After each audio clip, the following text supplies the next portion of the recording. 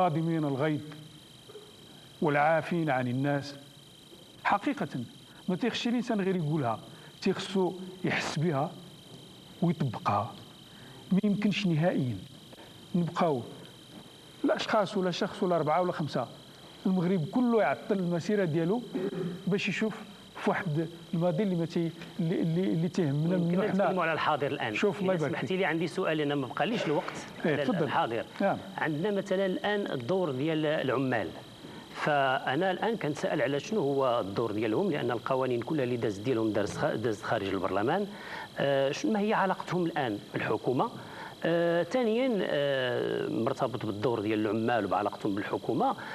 كنعرفوا كاينين عمال اللي هما عمال في الوظيفه العموميه وفي نفس الوقت كيقوموا باعمال تجاريه وعندهم مصالح وعندهم اشياء اللي يتناقض نهائيا. فهذا ملف الان في بين يدكم، شنو غادي تعملوا فيه؟ اللي هو اكيد انه اللي تيدخل الوظيفه العموميه تيخصو يكون تيخدم المصلحه العامه، واللي بغى يبيع ويشري حلال عليه يخرج للميدان التجاري والصناعي ويبيع ويشري.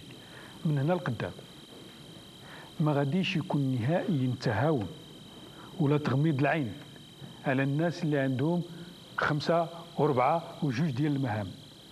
اللي تيبغي هذا البلد المبارك بغى يعمل بيع وشراء الله يعاونه، بغى يخدم في الوظيفه العموميه هي اولا اخلاق، لان الوظيفه العموميه كتعطي فيها اكثر ما كتاخذ، وهذا اختيار. ولهذا انا متفق معك، اذا كان شي شذوذ من هذا النوع غادي تعمل له حد. ومن هنا لقدام عدم المحاسبه ما غاديش يبقى، هذا شيء اكيد. الناس اللي كتعمل تيخصها دارت عمل جيد تجازى عليه، دارت عمل ماشي جيد تحاسب عليه، هذا شيء اكيد.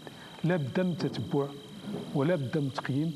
بطبيعه الحال تخص عقل جديد، رجال جداد، طرق ديال العمل اللي هي موجوده في العالم كله تخصنا نكيفوها مع الحقيقه الاجتماعيه ديالنا ونزيدوا لقدام. ما يمكنش نسمحوا لنفسنا نهائيا انه كل السلوكات اللي كيشوبها الشذوذ وعدم الامتثال للروح ديال الامانه والروح ديال الوظيفه العموميه نخليوها من هنا لقدام في الاداره. لا في الاداره علاقتهم مع الحكومه، لان هذا ملف كان مطروح من الملفات السياسيه اللي كانت مطروحه.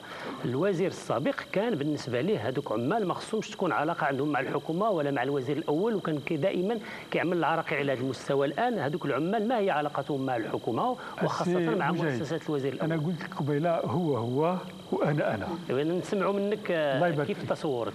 اي واحد فينا داخل الدوالب ديال الدوله هو مقيد اولا وقبل كل شيء بالنصوص اللي كتنظم العلاقات داخل الحكومه. وزير الداخليه ووزاره الداخليه كتحس بعضو فريق واللي كنتعامل مع الوزراء يوميا حول ملفات. لا بد من التعاون، اللي كيبني كيمد يديه. قد ما كانت القوه ديال الانسان بوحده ولا ديال اداره بوحدها ما يمكنلهاش تحقق. هذا شيء اكيد بانه العمال تيخصهم يعملوا داخل النصوص القانونيه والتنظيميه اللي كتحدد المهام ديالهم وكتحدد العلاقات ديالهم بكل الشرائح ديال الدوله. طيب عندي سؤال اخير اذا سمحتي. لا سي يونس مجاهد، مازال عندنا مرحله من بعد التدخل ديالك.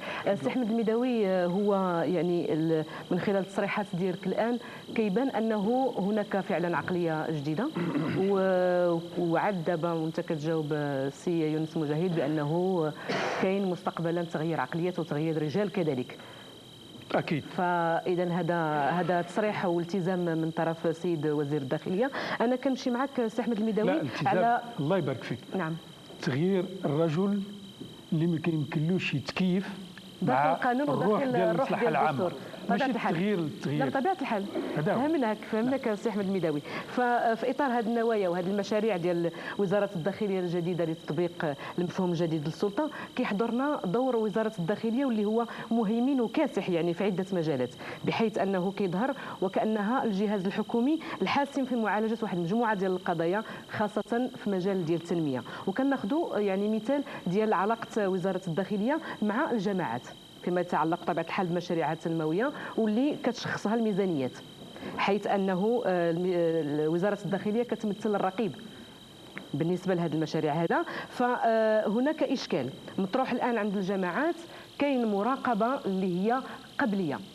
واش ما كتظنوش سيد الوزير أنه يعني في هذا الإطار ديال المفهوم الجديد ديال السلطة وفي منظور يعني تكون واحد النوع من الثقة كذلك، ويكون العمل أو يعني رجال السلطة كيعملوا لا كورديناسيون، وحتى في هذا المجال هذا تولي ما يسمى بالمراقبه البعديه او تعمل له ديت، وانتم راكم متخصصين في هذا المجال. احمد الميداوي، فواش يمكن لكم تنورنا في هذا المجال هذا؟ انا متفق على الافكار ديالكم السيده ملكه، ماشي من باب المحاباه بل من باب الاقتناع. اكيد انه تيخص المنتخبين، ما توجدوا المنتخبين في الساحه السياسيه حتى كانوا خصها تكون واحد النخبه ديال المواطنين اللي كتدافع على المصالح ديالهم وكتسهر على المصالح ديالهم. حنا ما محتاجينش بواحد الاداره اللي كتكون كتمركز كل شيء في يديها. خصنا الفعاليه المغربيه الحقيقيه كل واحد يعمل في الاطار ديال العمل ديالو باش نتعاونوا، لانه شفنا المركزيه المطلقه في الدول ديال اوروبا الشرقيه شنو عطات، او في الدول الدكتاتوريه شنو عطات. احنا بالعكس تخص لا مركزيه اللي هو اختيار ديال المغرب لا رجعه فيه، تصحبوا كذلك لا تمركز. بغينا حنايا مسؤولين ماشي في الصغيره وفي الكبيره تيصيفط ميل في الرباط، عنده نصوص، عنده معطيات موضوعيه تخص تكون عنده القدره باش يفصل فيها. ونحبدوا ان مستقبلا ان شاء الله يكونوا المنتخبين كيعتنيوا بالمصالح اليوميه ديال المواطنين ويتحملوا مسؤوليتهم. بطبيعه الحال تكون الرقابه البعديه، علاش لا؟ تكون الرقابه البعديه وتكون عمليات اللي هي اساسيه يمكن تضر بالجهه او بالمجتمع، واحد التشاور واحد التعامل مع الوزارات الاخرى ومع السلطات المركزيه.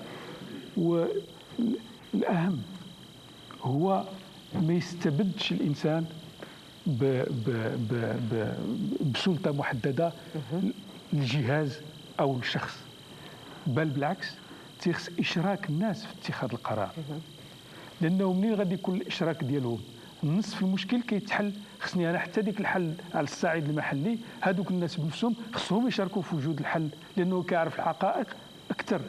ما يمكنش المغرب الا بغى يتنمى يحرم راسه من كل الطاقات اللي يمكن لها تعمل في هذا الاتجاه.